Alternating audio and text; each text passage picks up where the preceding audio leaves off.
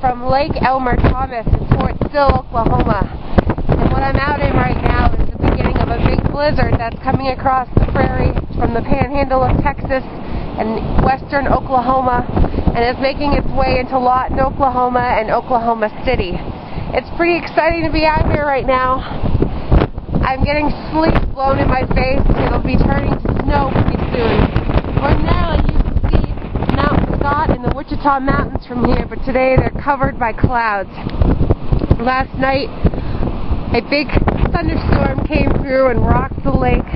It echoed off the water and across the mountains, and really shook the camera. It was pretty amazing. I've missed Oklahoma. I missed those big storms, and the warm storm cells connecting with this cold front are making a nice blizzard. Oklahoma here at Fort Sill is expecting to get several inches of snow, even more the further north you get and further west of the I-44 corridor, also known as Tornado Alley. This is a pretty wild time to be out. Hopefully we'll get even more snow. If you're in the area, stay inside, stay warm.